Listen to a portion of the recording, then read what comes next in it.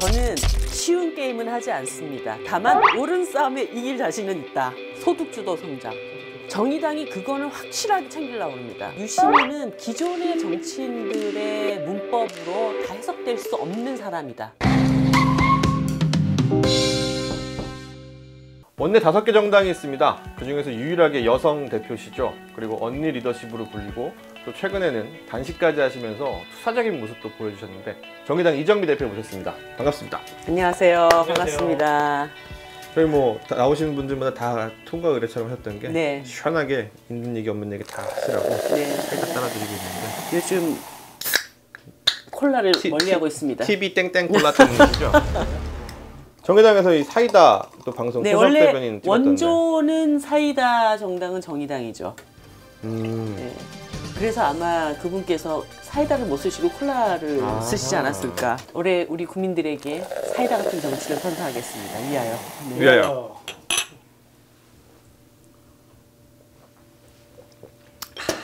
아, 대표님 서두 발언까지 다 준비하고 오신 것 같네요. 아니 그냥 수술 나와요.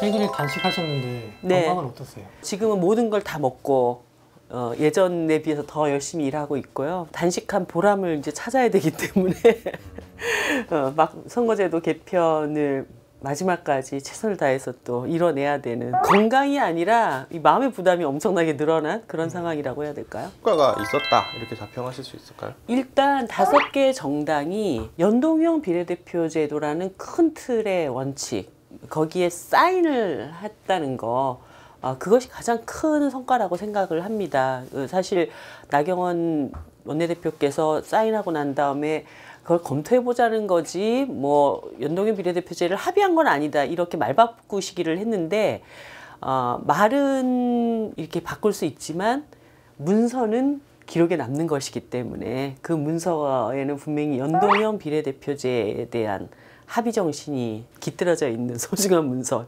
열흘간의 단식을 통해서 탄생된 문서입니다. 단식할 때 뭐가 음식이 가장 먹고 싶으셨는지 여쭤봐달라고 하더라고요. 사실 음식이 막 땡기는 건 없었는데 밤에 이렇게 혼자 이렇게 누워 있으면 많이도 아니고 소주가 한 잔 딱 마시고 싶은 거예요. 뭔가 좀 그러면 잠을 좀 푹 잘 수 있을 것 같은데 이런 느낌? 그래가지고 단식 풀고 나서 소주 좀 마셨습니다. 단식 때 나는 밥보다 소주가 더 땡겼다. 네, 요거 포인트인데. 이제 선거제도가 이제 가장 큰 이슈긴 한데 정의당 입장에서 네, 진짜 현실적으로 될 수 있다고 생각하세요? 네. 소위 말하는 그 자신감의 큰 거는 어디서 나는 거예요? 돼야만 하니까요. 될 때까지 할 거니까요. 국민들께서도 현행 선거제도가 상당히 문제가 있다까지는 동의 수준이 굉장히 높아져 있고요. 5당 합의까지가 나왔기 때문에 여기에서 뭐 발을 뺀다든가 없던 일로 하겠다든가 이렇게는 되지 않을 거라고 봅니다. 국민들 입장에서는 국회가 그렇게 일도 못하는 것 같은데 네. 웬 정수를 또 늘리냐 이런 반대 여론이 가장 큰 것 같아요. 네, 제가 국민들께 꼭 드리고 싶은 말씀은 이런 거예요. 그 비례성과 대표성을 왜 확보를 해야 되냐. 지금 20대 국회에서 만들어주신 이 5당 체제, 다당 제도를 좀 더 안착화시킬 수 있는 제도가 우리 대한민국에 필요하다는 말씀을 드리고 싶어요. 왜냐하면 다당 제도가 안착이 되게 되면은 상대당을 쓰러뜨리는 것에 골몰하는 게 아니라 여러 정당이니까 누가 더 잘하는가 이것으로 자기를 평가받을 수밖에 없고, 또 하나는 연정과 협치가 가능해집니다. 제가 저렇게 자꾸 반대만 하는데 우리 둘이 힘 합쳐가지고 요 안을 잘 통과시켜보자. 이렇게 됨으로 인해서 오히려 안정적인 대통령 제도를 뒷받침할 수 있는 그런 구조를 국회가 만들 수 있다는 거죠. 와. 자, 곱창 한번 드시죠. 네. 맛있게 드십시오. 제가 정말 곱창을 좋아해요. 곱창파. 1, 2주 사이에 막 50만, 60만이 팍 돌파하는 데가 있습니다. 노무현재단 네, 우리 유튜브 채널인데. 알릴레오. 네, 그렇죠. 굉장히 러브콜이 여기저기서 막 오고 있고. 이 현상 어떻게 좀 보십니까? 뭐 너무 당연한 현상이죠. 국민들한테 어쨌든 현재의 대선 후보군들 중에 가장 높은 지지율이 나오기 때문에 일반적인 정치적 상식으로 놓고 볼 때는 저걸 피해갈 수 있겠느냐 이렇게 보는 게 너무 당연한 것 같아요. 국민의 부름을 피할 수 없다 이렇게 보시는 거예요? 나올 거다라고 얘기하는 이 현상은 너무 당연하다. 하지만 본인이 그 길을 선택할 것인가에 대해서는 조금 다른 생각을 저는 갖고 있어요. 유시민과 유시민을 좋아하는 사람들의 공통된 생각은 지금의 유시민이 제일 행복하더라. 행복하게 보이더라. 모든 것을 100% 확정 지을 수는 없겠죠. 하지만 제가 아는 유시민은 다시 이 행복을 놓기가 싫지 않을까.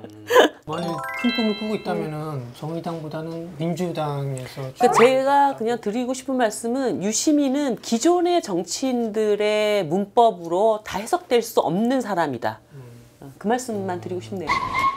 정의당에서는 또 빼놓을 수 없는 인물이 이제 좀 약간 좀 개인적인 질문을 드리고 싶은데 노회찬 전 대표신데 노 대표님하고는 진보 정치의 시작을 함께 꿈꿨고 지금도 뭐 저에게는 이 진보 정치의 길을 흐트러짐 없이 가게 만드는 어떤 삶의 근거 같은 분이시고 예.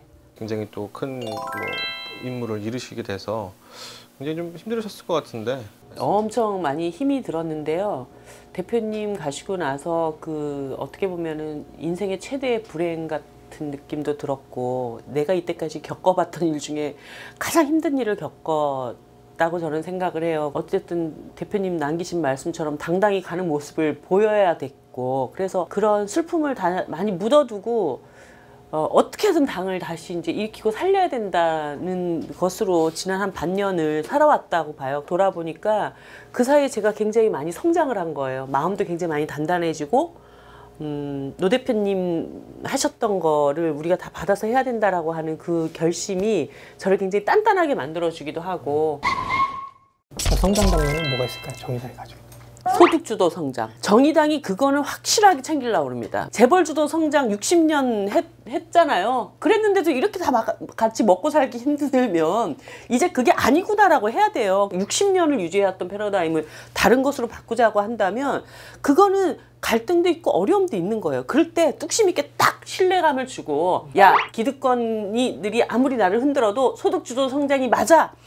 이렇게 뚝심 있게 밀고 나가야지 뭐 같이 막 흔들려 버리고 이렇게 되면은 죽도 밥도 안 되는 거죠. 그래서 정의당의 성장론은 소득주도 성장, 공정 경제에 기반한. 그래서 대통령의 그 공약이 옳았음을 정의당이 오히려 여당보다 더 호위무사처럼 대통령을 소득주도 성장 등에 왜냐하면 그것은 호위하겠다. 대통령을 지키는 일뿐만 아니라 국민들의 삶을 지키는 거니까요. 어쨌든 재벌도 좀 재벌 대기업이 나눠주려면은 조금 뭐 재벌 다독이거나 양보를 얻어내야 되는데 수십 년 다독여줬더니 자기가 잘해서 다독여주는 줄 알고 뒤로 돈 다 빼돌리고 정유라 말 사주고 스포츠센터 만들어가지고 최순실한테 안기고 그렇게 한 거 아니에요. 지금 그럼 회초리를 들어야 돼요? 회초리 들어야죠. 잘못하면 혼난다는 걸 알아야 돼요. 잘나서 이렇게 되는 게 아니라 이 물건 열심히 사다 준 우리 국민들, 이 기업을 키우기 위해서 열심히 일하는 우리 노동자들, 이 사람들이 노력했기 때문이다. 재벌에서 때리려면 때려라 나 매 맞겠다 근데 안 내놓겠다 이렇게 하면 어떡해요? 법과 질서로 내놔야 될 돈은 내놔야죠. 그래서 사실은 법인세 좀 올리고 뭐 그 청년 일자리 좀 만들어주세요 이런 게 아니라 법률로 청년 고용 의무 할당제 같은 거를 만들어야 됩니다. 사실 우리나라 수출 대기업이요 지난 2011년부터 지금까지 나쁘지 않아요. 경제 지표가. 그 사람들만 안 나빠요. 나머지가 다 나빠요. 그러면 지금은 엄격한 규율로 그렇게 하지 않으면 안 된다라는 걸 보여주는 것이 필요하다. 안 해본 걸로 이제 해법을 써야지 맨날 해가지고 실패했던 걸 또 하고 할 수는 없잖아요.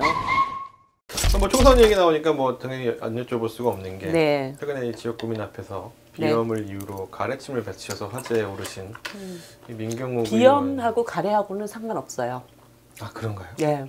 그분하고 어쨌든 간에 지역에서 이제 붙으실 예정이신데 그분이 박근혜 대통령 탄핵될 때 사저 대변인을 자처하셨잖아요. 네. 잡혀가시는 날 와가지고 정말 이 연수구 주민들, 송도 주민들한테 그 주민들을 대변하는 사람이 한 명이라면 대통령을 탄핵시켰던 탄핵소추위원인 이정미 대변인이냐 아니면 탄핵당하는 박근혜 대통령의 대변인 역할을 자처했던 민경욱 대변인이냐 이 선택을 놓고 싸워볼 만하다. 대변인 매치. 네. 그런 걸 떠나가지고 그냥 민 의원님이 좀 약해 보인다 이렇게 해서 선택하신 거 아닐까요? 아니에요. 아니에요. 네, 하지 저는 않으세요? 쉬운 게임은 하지 않습니다. 다만 옳은 싸움에 이길 자신은 있다. 원래 2019년은 좀 어떻게 당대표로서 남은 마지막 소임은 4월 3일 있는 창원 성산 보궐선거에서 승리하는 겁니다. 그래서 제 모든 걸 쏟아부어서 그 승리를 당에 안겨다 주는 것이고요. 정치개혁 과제를 마무리를 잘 짓는 거, 이 두 가지 전력 투구할 생각이에요. 레임덕 없는 당대표를 선언하셨는데 선거 승리하시고 선거제도도 어느 정도 원만한 그 다음에 레임덕 와도 돼요. 제가 레임덕을 막 조장하고 막 놀고 싶어요. 마지막으로 폭탄 폭탄 선언이요? 폭탄 선언? 범례 한번 하시고. 네, 예. 저는 작년 한 해 동안 너무 많이 울어가지고 올해는 정말 국민들하고 당원들하고 내내 웃는 2019년을 만들고 싶어요. 활짝 웃는 대한민국을 위하여. 왜요? 네. 오늘 고생하셨습니다. 이 시간 고생하셨습니다. 네. 감사합니다. 클로징 해야 돼. 클로징 멘트 없잖아요. 안 하는 거야? 안 하는 거야?